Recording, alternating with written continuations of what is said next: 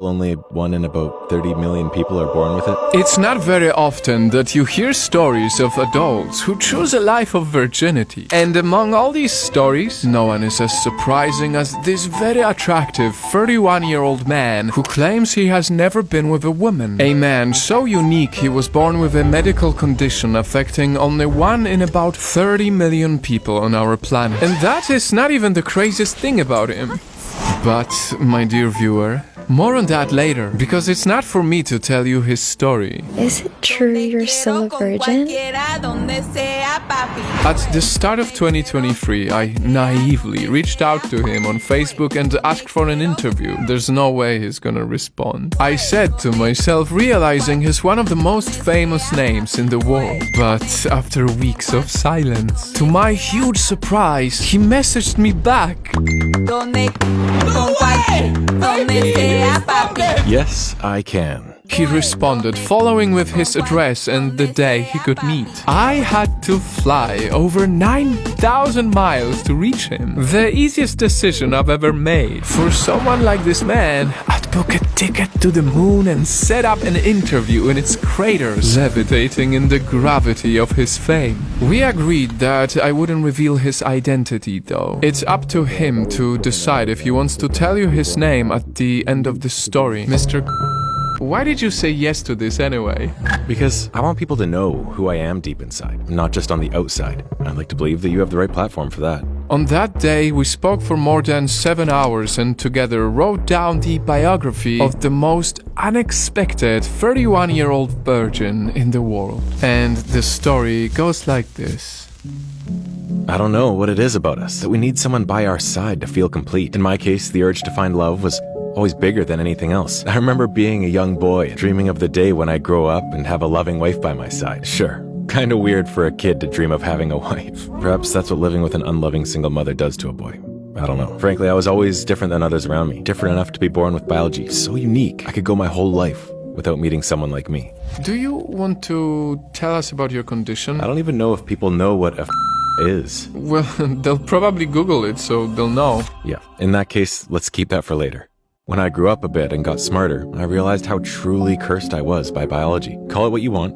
Looks, charm. I was so damn popular with the girls that I couldn't go anywhere without feeling like I was the center of attention. And so, as someone who dreamed of finding his second half, I went on more dates than bloody Leonardo DiCaprio. I literally started dating at 11, and that was way before Instagram. Kids just didn't do that yet. At first, it was all innocent. In between school and taking care of my mother, I would go out on little dates in hopes of finding my one and only. Even though I didn't really connect with girls my age, I wasn't bothered because it was fun. Imagine a little boy asking girls out, looking at the stars at night, going on long walks, preparing romantic picnics, and sometimes even visiting restaurants, sponsored by my monthly school allowances.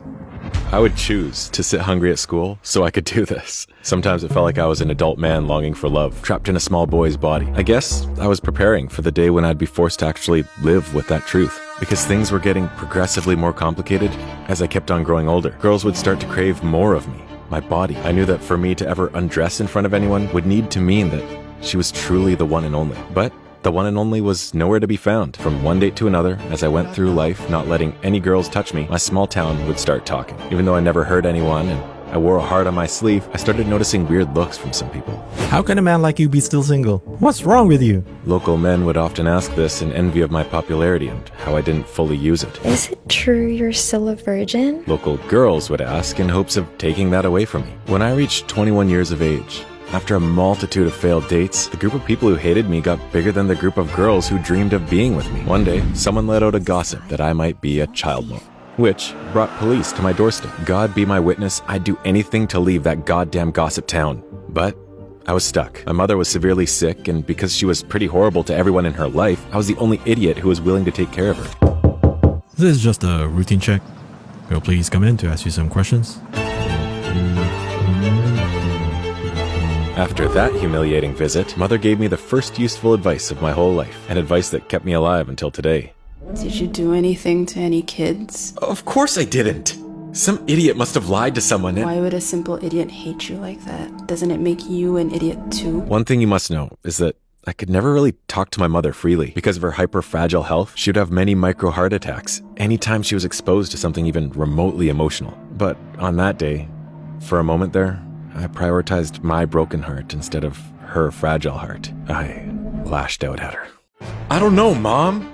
Maybe because of the town that looks at me like I'm some type of a freak? You have no idea what I go through every day because you sit here all day long, avoiding the world. It's horrible to be me out there. I can't do this anymore. By now, I must have met more than 100 girls. I don't think I can ever find anyone that's good for me. I don't think I can. I mean, just imagine how everyone's gonna see me now after the police visit. They'll think I'm some pervert. I honestly don't want to live anymore. In case you decide to end your life, let me know, because I got a plan around it. She said to me without any emotion. But I just want to give you advice that I once heard from my father. I never cared about following it, but maybe it helps you. He once said to me, anytime you think you can't, just repeat to yourself, yes, I can, as many times as you need until it becomes your belief. From that day on, I became who I feared was the biggest hypocrite. Anytime I was faced with something tough, I'd repeat to myself, yes, I can, until the can got noisier than the cannot. This was the only way I could survive in my town, which started more and more ostracizing me. I'm drowning in fire. I see a woman moving their kid away from me like I'm some creep. I say, yes, I can ignore this and keep on living. Even if it's just inside my head.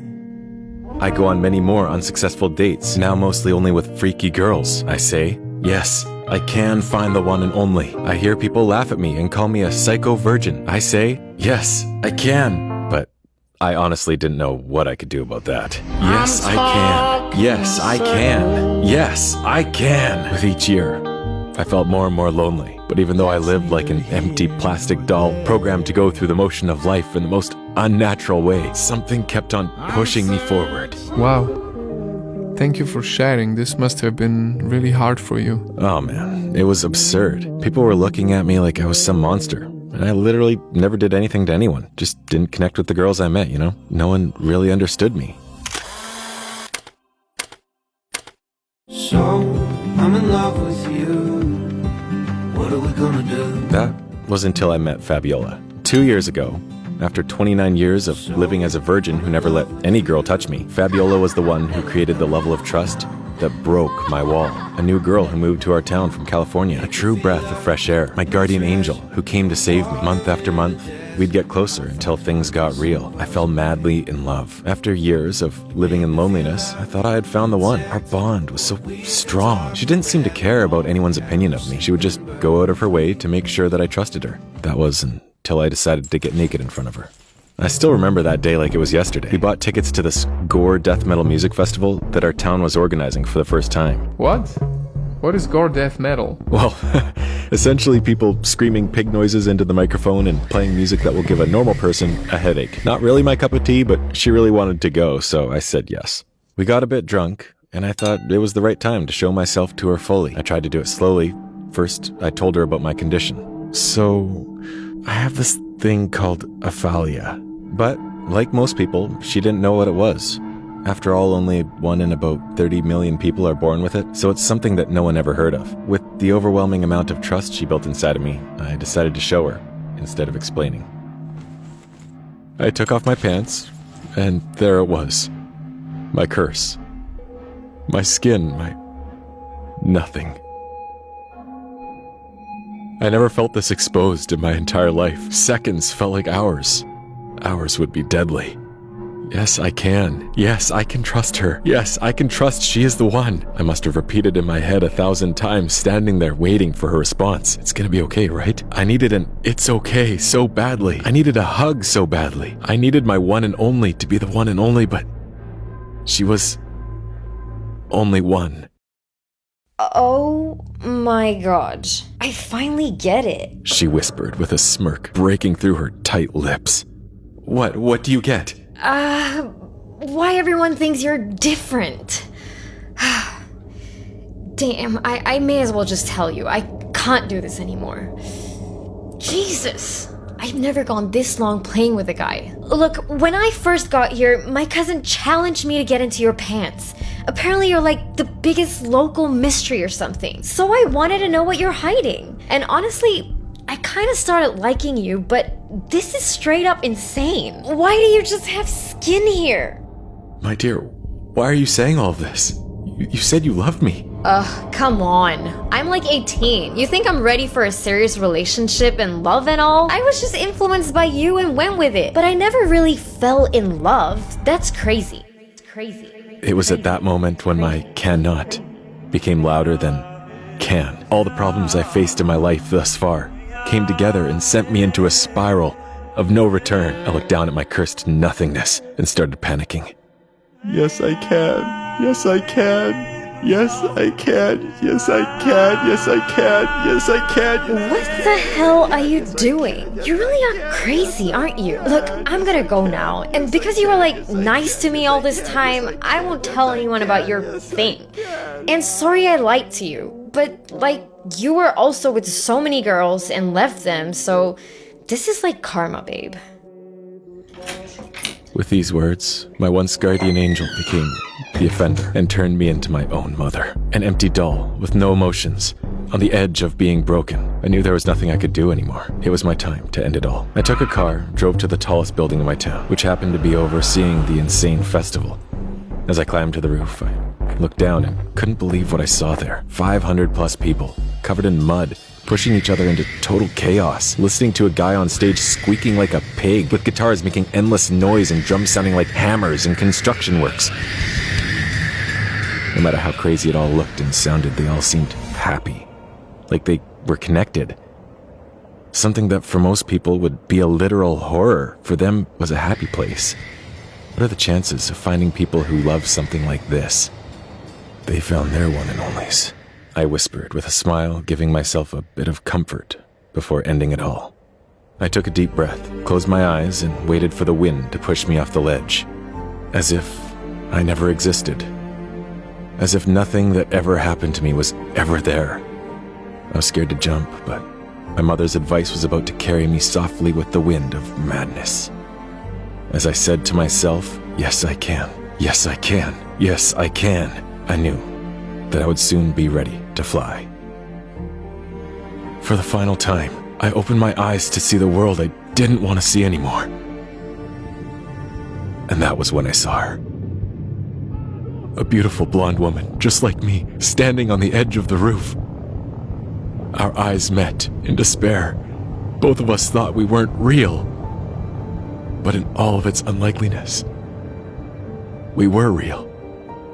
With tears falling from our eyes, we met in the most unexpected place, doing the most unexpected thing. What are you doing here? I think the same thing as you? Are you my one and only? Yes, I can. Yes, I can. Yes, I can. Yes, I can. Ken. Yes, I can. Yes, I Ken. Ken. can. Ken. What? I think you were having a bad dream, baby. She's the woman I married, and I've been together with ever since. The reason I'm still alive, she's my 1 in 30 million. My one and only Barbie.